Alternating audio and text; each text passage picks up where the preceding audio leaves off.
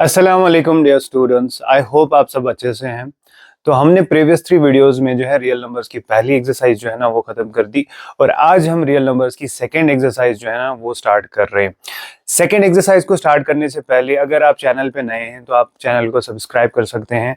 हम काफ़ी detailed videos जो है आपके लिए बनाते हैं, चाहे वो आप सिंपली प्रिपेयर कर रहे हैं बोर्ड्स के लिए या आप कॉन्सेप्चुअली चीज़ों को समझना चाहते हैं। तो चलिए आज शुरू करते हैं नई एक्सरसाइज। लेकिन नई एक्सरसाइज को शुरू करने से पहले जो है हमारे लिए एक इम्पॉर्टेंट थ्योरम है जो हमें समझनी है और सीखनी है, दैट इज थ्योरम 1.1 और उसके बाद ही हम बाकी क्वेश्चन जो है ना वो कर सकते हैं। सो लेट अस नाउ स्टार्ट। अब देखिए आज का जो सेशन रहने वाला है थ्योरम 1.2 पे रहने वाला है और हम आज की सेशन में ये भी सीखने वाले हैं कि कोई गिवन आपके पास अगर नंबर होगा, कोई भी नंबर जो है जो कि रैशनल होगा तो उसको इर्रेशनल कैसे प्रूव करेंगे।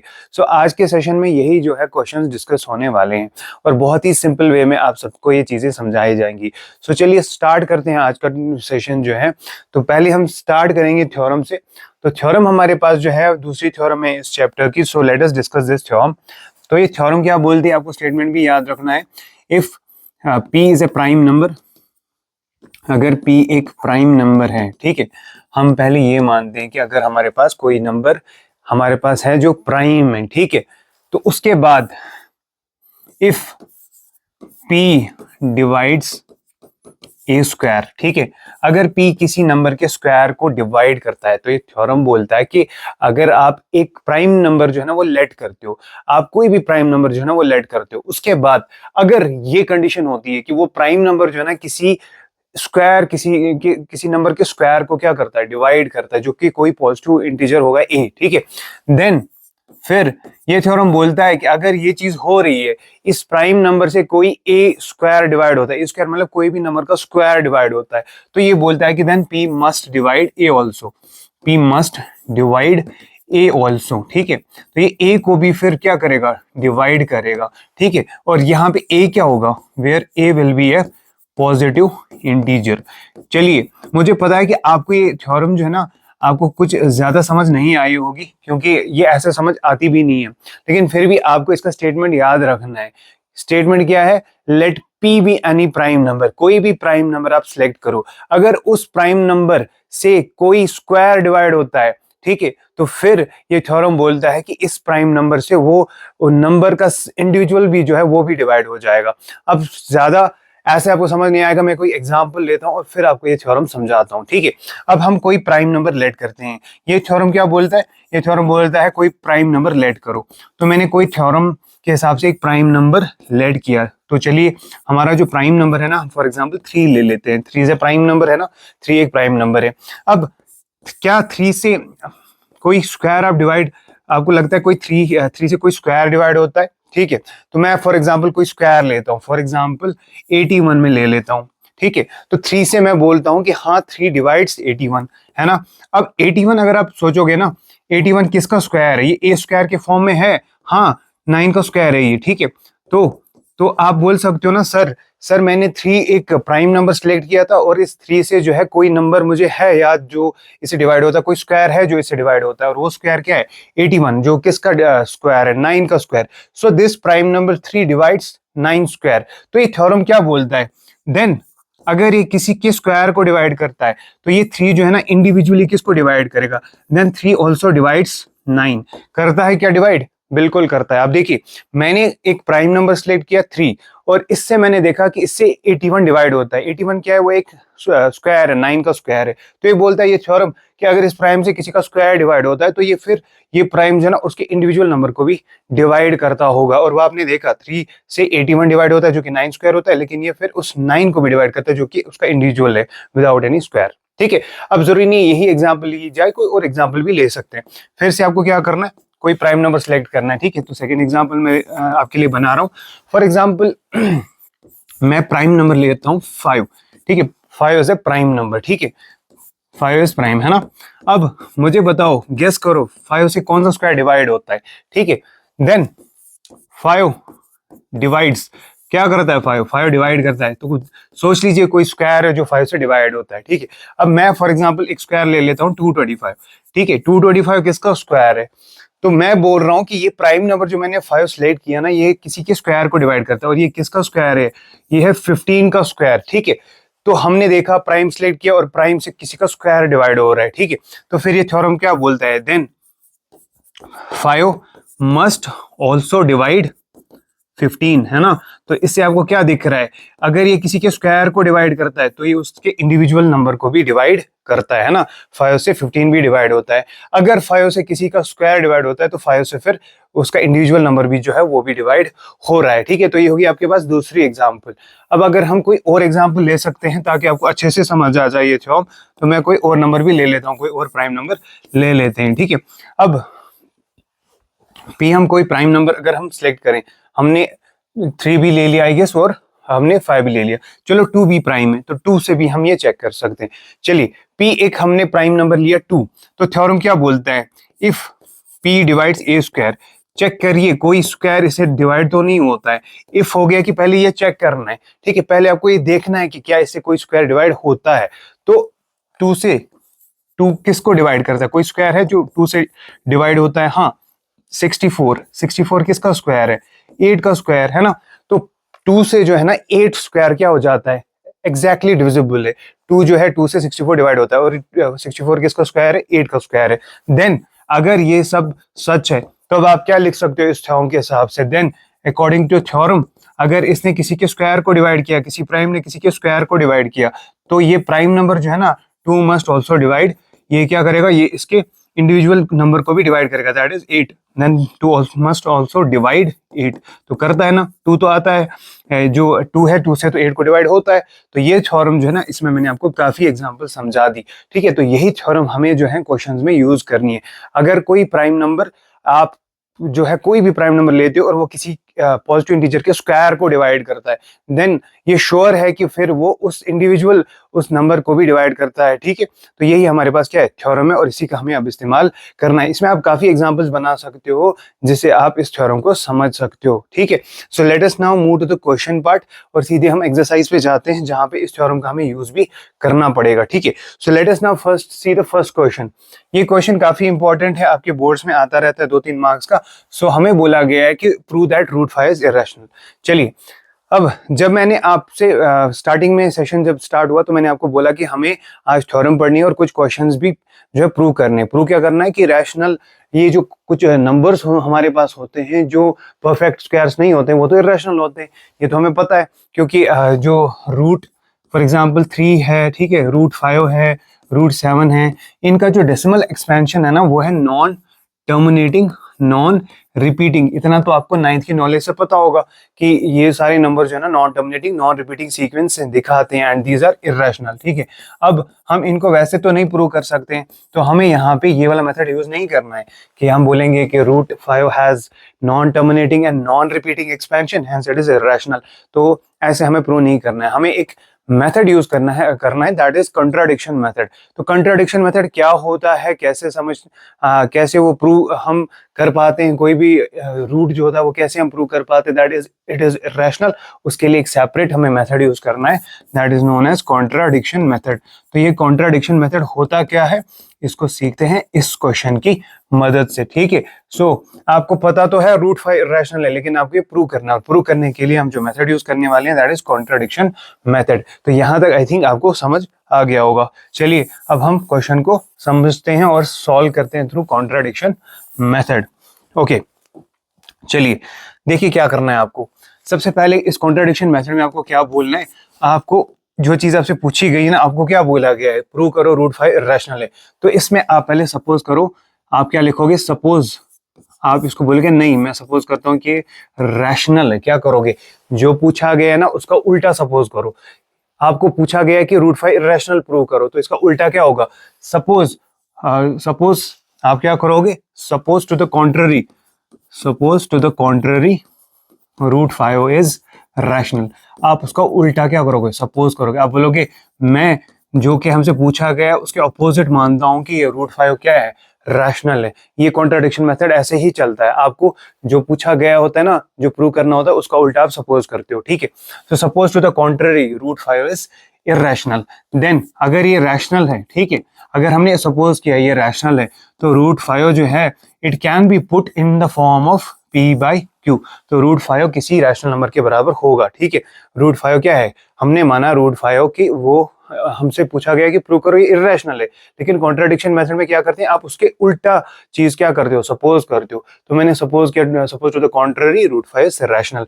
अगर ये रैशनल है then it must be put in the form of p by q। अब यहाँ पे p एंड q क्या होते हैं, where p and q are coprime integers. ये p एंड q क्या है, को प्राइम इंटीजर्स। और को प्राइम इंटीजर्स क्या होते हैं, जो है सिर्फ जिनको सिर्फ वन से क्या होता है, जिनका सिर्फ वन कॉमन फैक्टर होता है। यानी ये p एंड q जो है ऐसे इंटीजर्स होते हैं विच आर को prime which do not have any other common factor other than one. इनको सिर्फ वन जो है वो कॉमन फैक्टर होता है, इनको किसी से कैंसिलेशन नहीं होती है, ठीक है। तो ये है definition of rational numbers. Rational number is a number that can be put in the form of p by q where p and q are coprime integers and q is not equal to 0। तो हमने ये चीज suppose कर दी, ठीक है। पूछा कुछ और गया है लेकिन हम सपोज कुछ और कर रहे हैं, यही है सपोजिशन मेथड या कॉन्ट्राडिक्शन मेथड। अब यहाँ पे हम क्या करेंगे, यहाँ पे हम क्रॉस मल्टीप्लाई कर सकते हैं। तो अगर हम यहाँ पे क्रॉस मल्टीप्लाई करें तो क्या हो जाएगा, root 5 into q will be equal to p, ठीक है। तो root 5 q is equal to p। अब यहाँ पे इसके बाद सबसे पहले ऐसे क्वेश्चंस में जहां पे भी आपको रूट वाला क्वेश्चन प्रूव किया गया होगा ना, कि आप बताओ रूट का कोई भी क्वेश्चन हो और आपसे पूछा गया हो कि इसको प्रूव करो ये इर्रेशनल है, अगर ये बिल्कुल अलग है, इसके साथ कोई भी ऑपरेशन नहीं है, तब आपको यही मेथड फॉलो करना है, ठीक है। तो अब मैंने क्रॉस किया, क्रॉस के बाद मुझे p अलग हो गया, एक न्यूमरेटर और डिनोमिनेटर हमारे पास अलग हो गए। उसके बाद आपको याद रखना है कि आपको क्या करना है, स्क्वायरिंग ऑन बोथ साइड्स करनी है, आपको दोनों को स्क्वायर करना है, ठीक है। तो स्क्वायरिंग अगर मैं करूंगा तो फिर क्या हो जाएगा देखिए, अगर मैं स्क्वायरिंग बोथ साइड करूंगा, रूट 5 q का अलग से स्क्वायर करेंगे और p का क्या करेंगे, अलग से स्क्वायर करेंगे, ठीक है। अब यहाँ पे स्क्वायर जो है ना रूट 5 पे भी है और q पे भी है, यानी इन दोनों के ऊपर स्क्वायर है, तो आप अलग अलग कर दो स्क्वायर। तो अगर मैं रूट 5 की बात करूं, इस पे अलग से स्क्वायर डाल रहा हूँ, q पे अलग से स्क्वायर डाल रहा हूँ, ठीक है। और यहाँ पे क्या आ जाएगा, p स्क्वायर, ठीक है।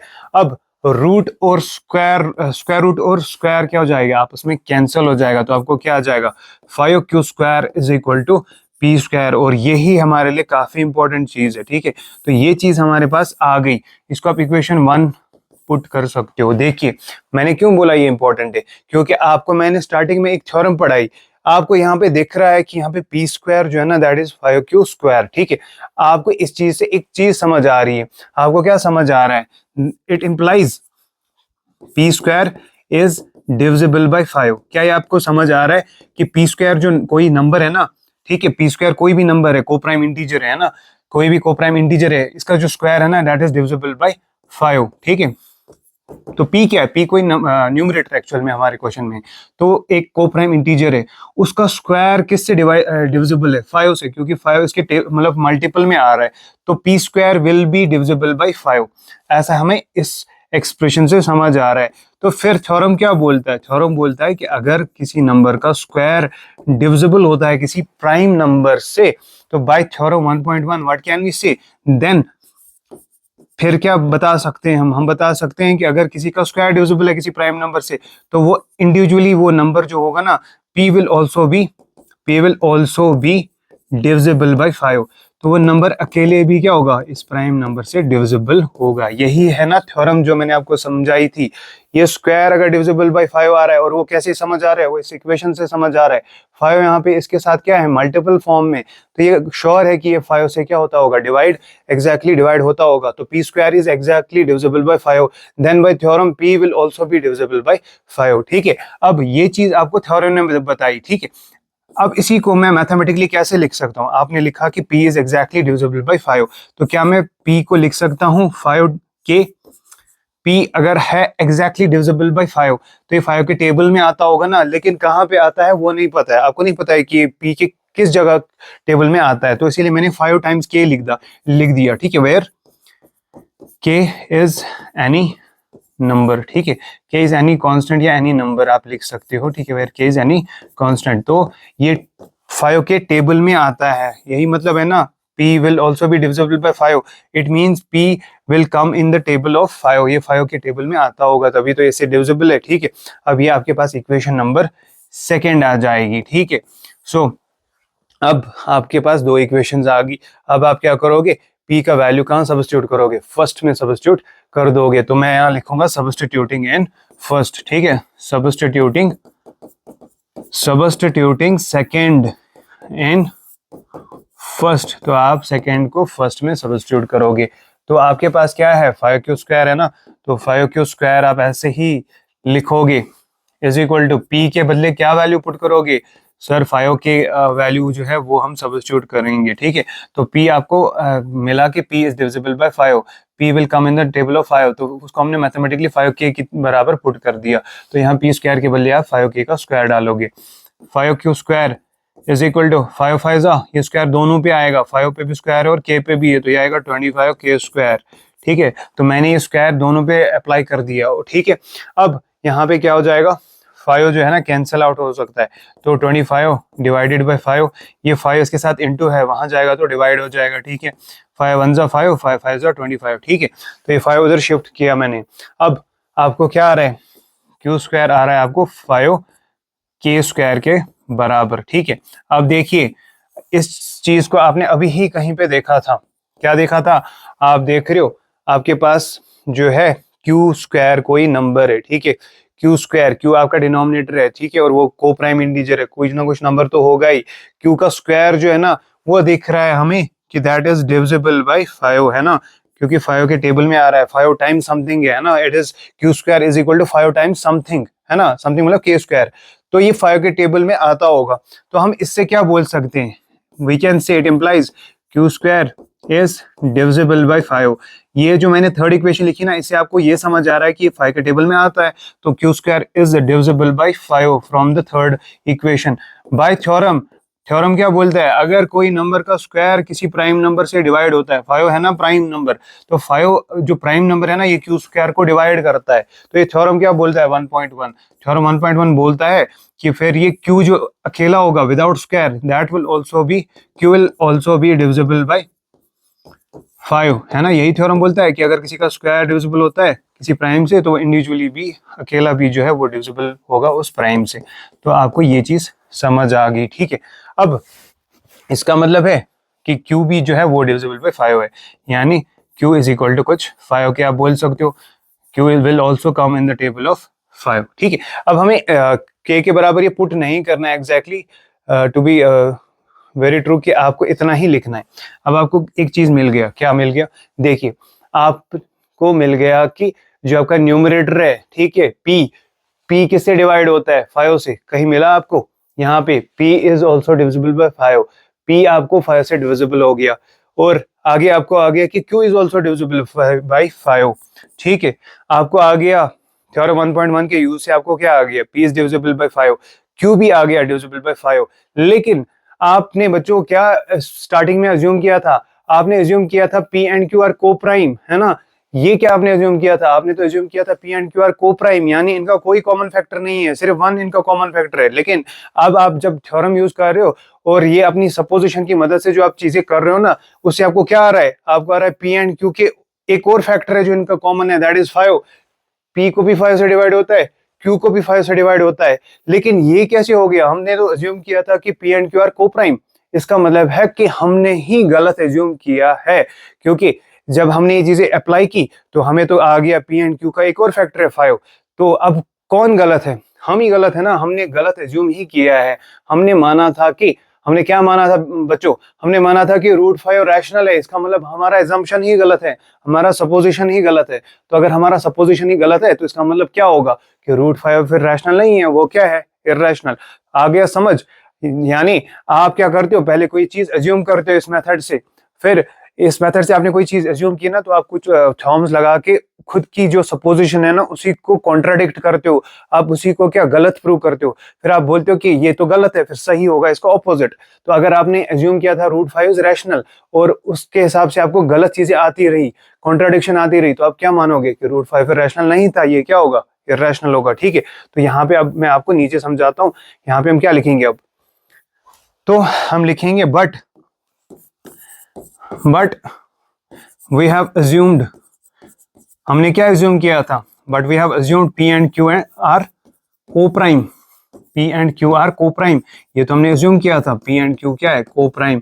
को प्राइम का मतलब है इनका कोई कॉमन फैक्टर नहीं है other than 1, but we have assumed P and Q are coprime this, ठीक है। अब ये जो आपको चीजें आ रही है ना, दिस कॉन्ट्राडिक्शन आ रही है ना, कॉन्ट्राडिक्शन ये है कि P एंड Q का आपको 5 भी कॉमन फैक्टर आ गया, P और Q को 5 से भी डिवाइड हो रहा है, लेकिन आपने क्या एज्यूम किया था स्टार्टिंग में, ये तो को प्राइम है, यानी इनका कोई और कॉमन फैक्टर नहीं है।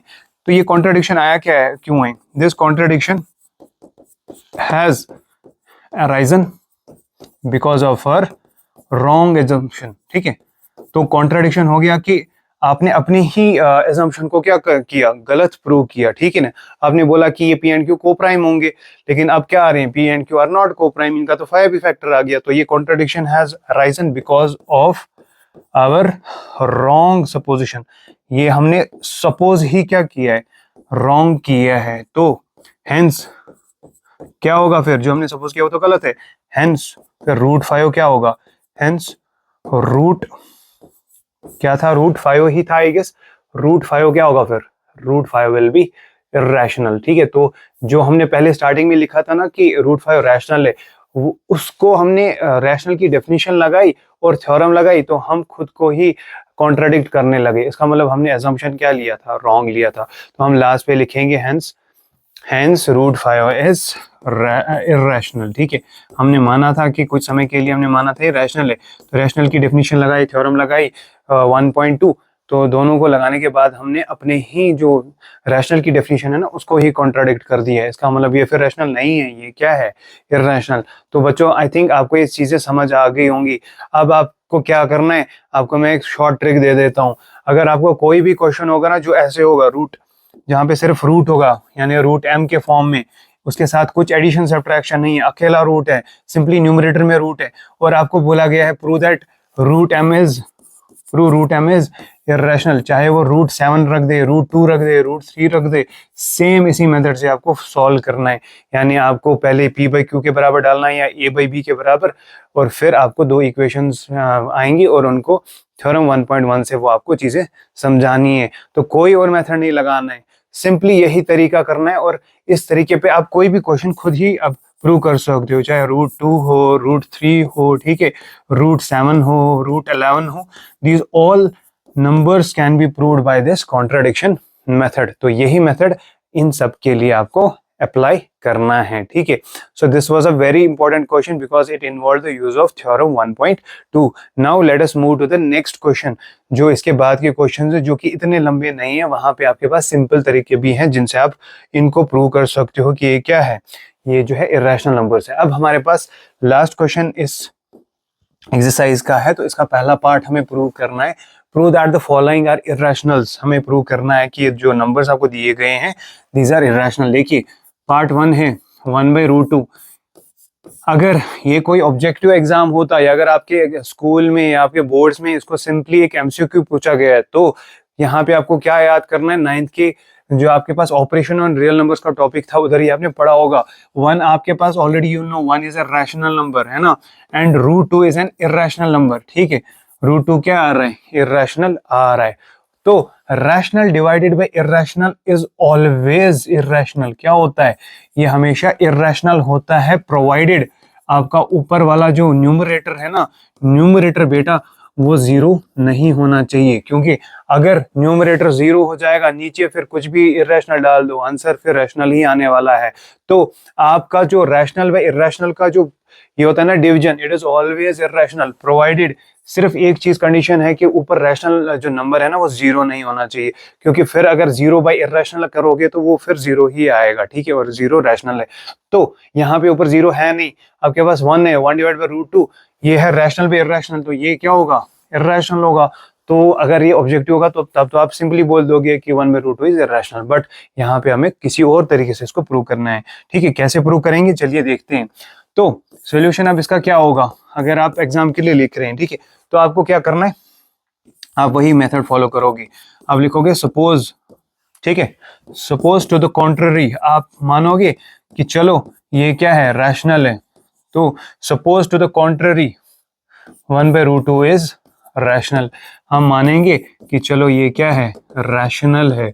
तो अगर ये रैशनल है जो कि मैं सपोज कर रहा हूँ, मैं मान रहा हूँ फॉर टाइम बीइंग कि क्या है rational, then this 1/√2 can be put in the form of p/q, ठीक है, वेयर p क्या है वहां पे, where p and q are coprime integers, p and q क्या है आपके पास, को प्राइम इंटीजर्स हैं, ठीक है, और q आपका जीरो नहीं है, यानी आपका डिनोमिनेटर जीरो नहीं है, क्योंकि अगर डिनोमिनेटर जीरो हो जाता है तो वो नॉट डिफाइंड आ जाता है, ठीक है। तो आपने ये चीज क्या कर दी, लिख दी, आपने बोला कि मैंने अज्यूम किया कि चलो जो क्वेश्चन गिवन है ये मैं मान लेता हूँ टाइम बीइंग के लिए रैशनल है, अगर रैशनल है तो इसको आप p/q फॉर्म में पुट कर सकते हो। इसके बाद आपको क्या करना है, सिंपली आप यहाँ पे क्या कर सकते हो, क्रॉस मल्टीप्लाई कर सकते हो, जैसे आपने प्रीवियस क्वेश्चन में किया था, ठीक है। देन आप जब क्रॉस मल्टीप्लाई करोगे q1 आ जाएगा is equal to p into √2, ठीक है। ऐसे क्वेश्चन में ट्रिक क्या होती है, आप रूट को अलग कर दो, क्या कर दो, रूट को अलग कर दो, तो रूट अलग हो सकता है, इधर क्या करना है आपको, q इधर आपने को शिफ्ट करना है, तो आप q1 q होता है, ठीक है, q1 क्या होता है, q होता है, और ये बनेगा √2 टाइम्स p। अब आपको क्या करना है, ऐसे क्वेश्चंस में जिनमें थोड़ा सा ये हो कि रूट अलग ना हो बल्कि इसके साथ ये कुछ फ्रैक्शन फॉर्म में हो या कुछ ऐसा फ्रैक्शन फॉर्म हो उसका, तब आपको ये तरीका यूज करना है, वो है कि आपको रूट को अलग करना है। रूट को अलग करूंगा, ये क्या बनेगा, p इसके साथ मल्टीप्लाई फॉर्म में, यहाँ आएगा तो क्या हो जाएगा, डिवाइड, तो आपको आ रहा है q/p इज इक्वल टू √2, ठीक है। आपको ये चीज आ रही है, q/p किसके बराबर आ रहा है, आपको q/p √2 के बराबर आ रहा है, ठीक है। अब आप यहाँ पे दो तरीकों से प्रूफ दे सकते हो, या तो आपको वही मेथड फॉलो करना है जो मैंने आपको अभी सिखाया था, जो कि लंबा थोड़ा सा है क्योंकि उसमें थ्योरम भी यूज करनी है, या तो आप सिंपली अगर आपको 1 या 2 मार्क्स का आ रहा है तो सिंपली आप यहाँ पे एक चीज बोल सकते हो। देखिए आपने क्या बोला, q/p जो है, q/p अगर p/q रैशनल है तो q/p भी क्या होगा, ये भी रैशनल ही होगा, ठीक है। क्योंकि अगर आप चीजें ऐसे ज्यूम कर रहे हो कि p एंड q आर को प्राइम, तो उनको उल्टा कर दोगे, रैशनल का रेसिप्रोकल भी क्या होता है, रैशनल ही होता है। अगर p/q रैशनल था तो q/p क्या होगा, रैशनल होगा। But already from your previous knowledge आपको पता है, आपने इससे पहले ही क्वेश्चन एक प्रूव किया, √5 इज इर्रेशनल, क्या आपने वो प्रूव किया, किया ना प्रूव, √5 इर्रेशनल है, √7 इर्रेशनल है, √2 इर्रेशनल है, √3 इर्रेशनल है, तो √2 क्या होगा, रूट, क्योंकि ये परफेक्ट स्क्वायर है नहीं तो ये क्या होगा, इर्रेशनल, ठीक है। अब बच्चों यहाँ पे q/p तो आपको समझ आ गया रैशनल है, और वो भी आपको ऑलरेडी प्रीवियस क्वेश्चन से आपको पता है कि √2 क्या होगा, इर्रेशनल होगा। मुझे बताओ यहाँ पे एक कॉन्ट्रडिक्शन आ रही है, क्या कॉन्ट्रडिक्शन आ रही है, आपको इस इक्वेशन से एक अजीब चीज आ रही है, वो क्या, कि आपको रैशनल नंबर किसके बराबर आ रहा है, इर्रेशनल नंबर, जो कि पॉसिबल नहीं है। इक्वालिटी ये बोलता है कि rational number can never be equal to an irrational number, कोई रैशनल नंबर किसी इर्रेशनल नंबर के बराबर हो ही नहीं सकता। तो हम इस, हमारे पास ये फिर बराबर आ कैसे गया, हमें रैशनल कैसे इक्वल आ गया, किसके, इर्रेशनल के, इसका मतलब है कुछ गड़बड़ है। गड़बड़ क्या है, वो आपने जो सपोजिशन की है वही गलत की है। आपने माना है कि 1/√2 जो है ना वो जो है वो रैशनल है, तो वो आपने गलत एज्यूम किया है। तो ये कॉन्ट्रडिक्शन आ रही है आपको, यहाँ पे आप लिखोगे but rational number can not be equal to an irrational number, ठीक है। बट रैशनल नंबर जो कौन सा आपको यहाँ है, q/p can never be equal to, ये कभी भी जो है can never be equal to an irrational number, ये कभी भी एक इर्रेशनल नंबर के बराबर नहीं हो सकता है, ठीक है।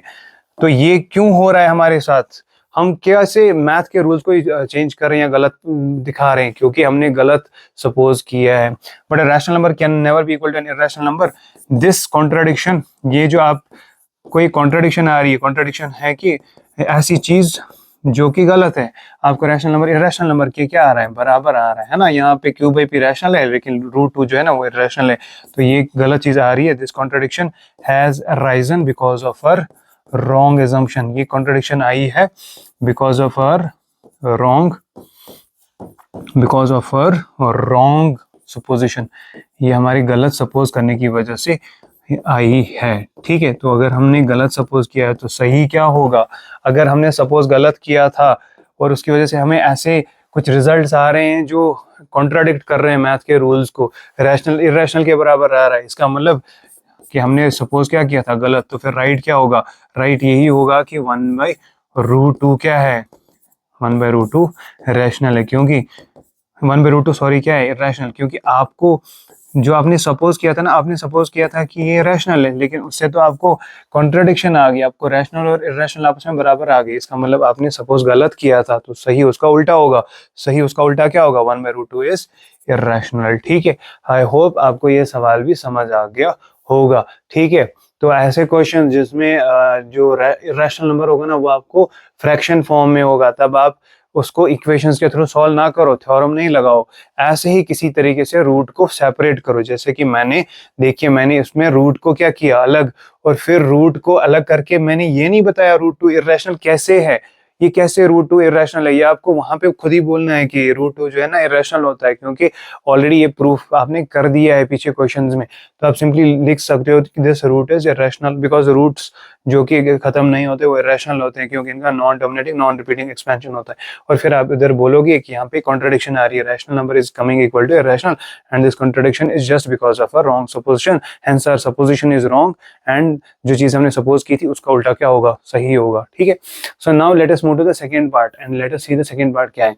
अब है 7√5। ठीक है, now we have second part, ये वाला पार्ट करते हैं, दैट इज 7√5।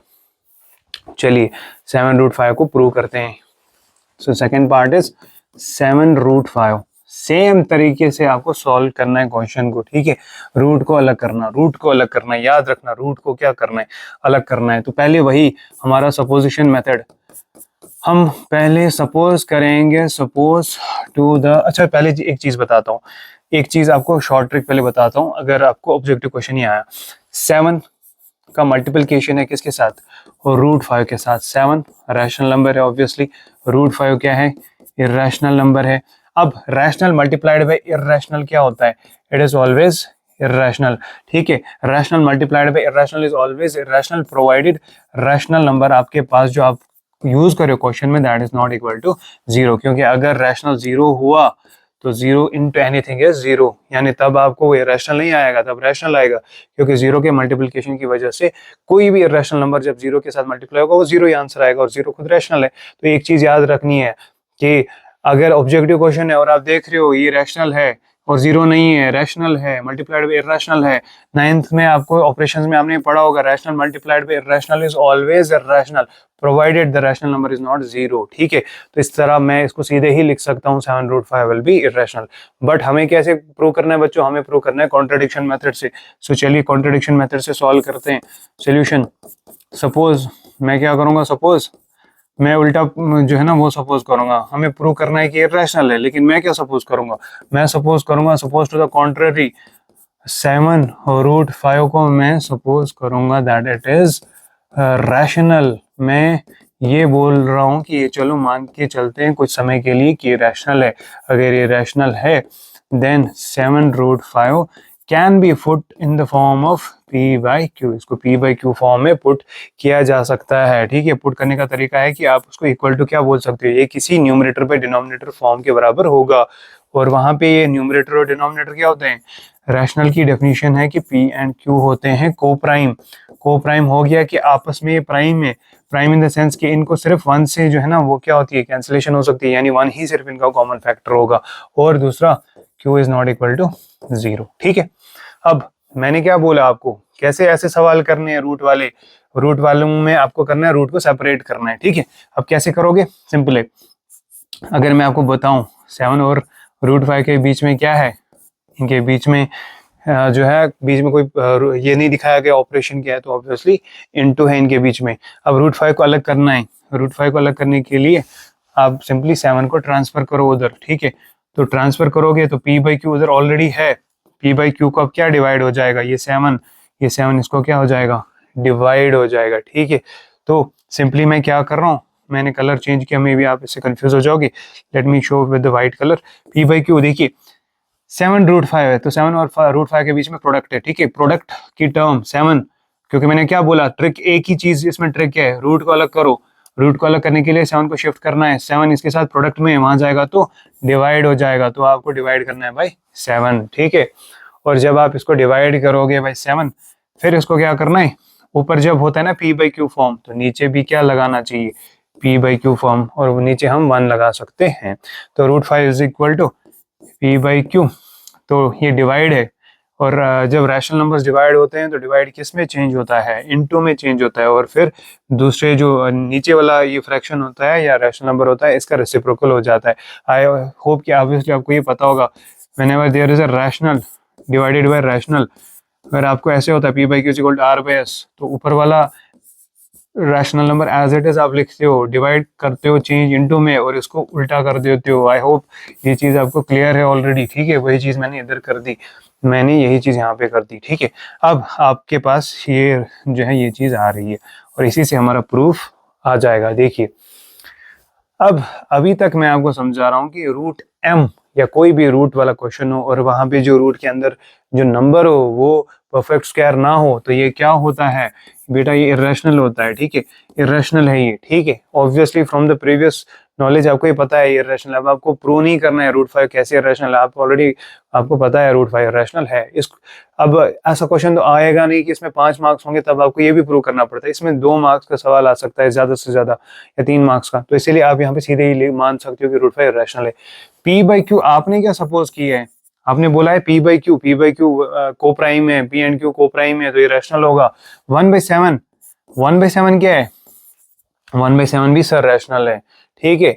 अब ये रैशनल, ये आपकी सपोजिशन की वजह से रैशनल है और ये तो अब ऑब्वियसली आपको पता है रैशनल। अब मुझे बताओ रैशनल इंटू रैशनल क्या होता है।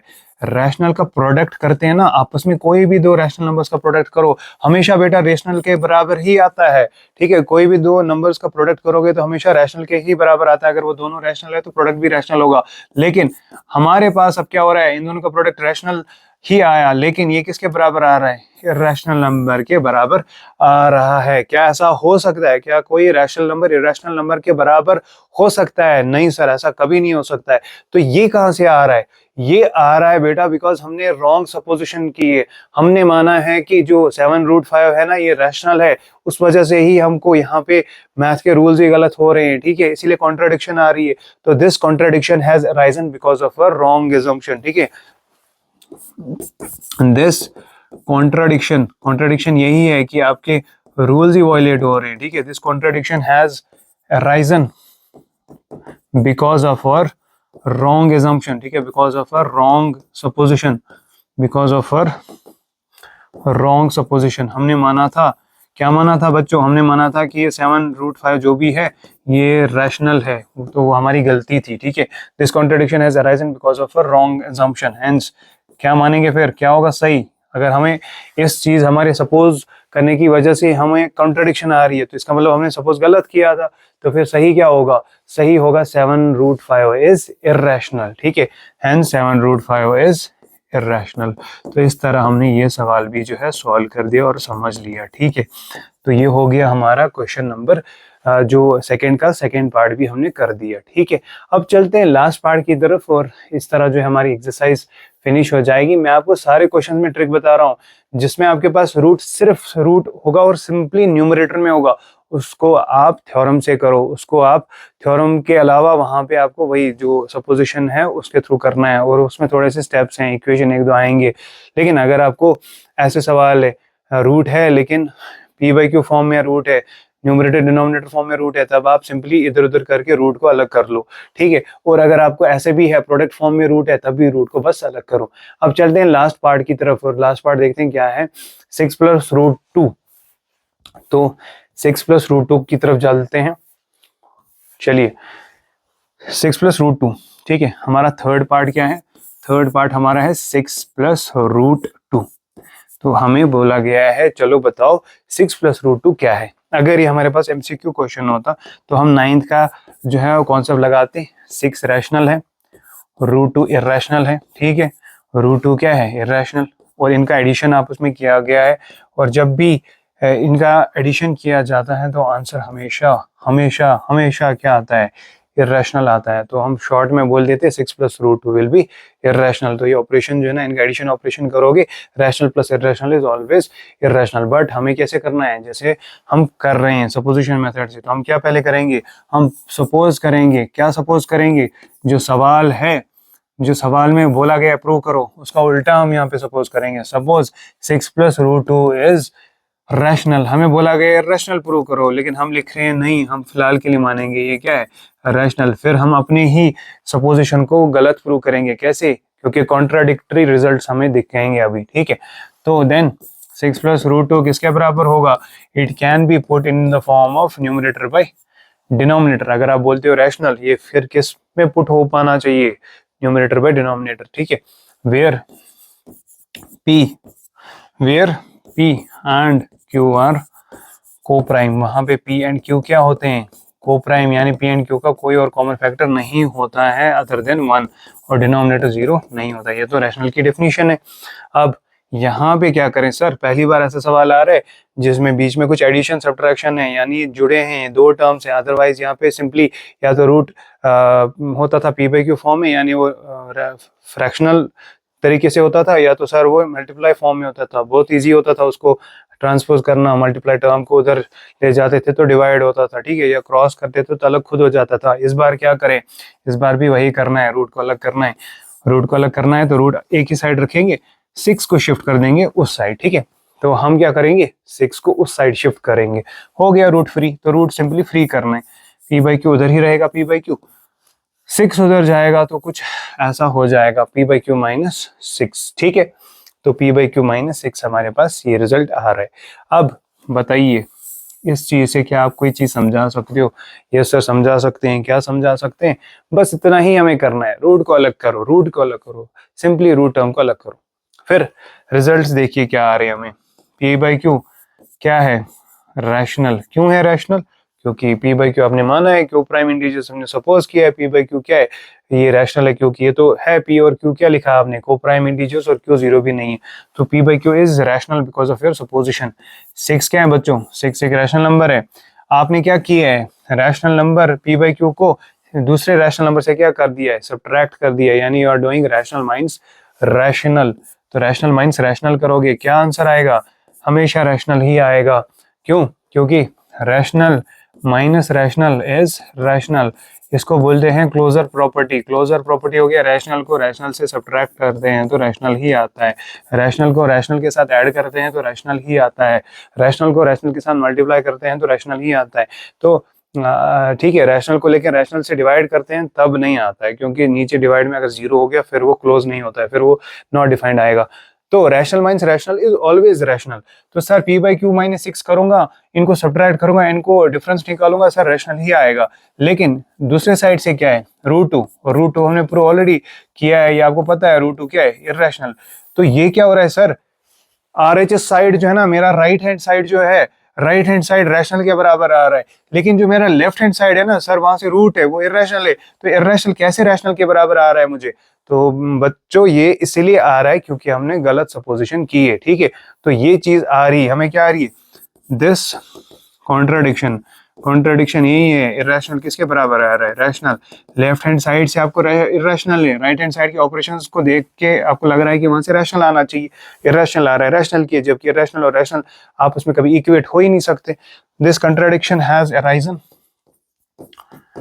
Because of a wrong supposition, because of a wrong supposition, ठीक है। ये सब कुछ आ रहा है कि रैशनल आ रहा है बराबर इरेशनल के because of a wrong supposition, ठीक है, because of our wrong supposition, है ना।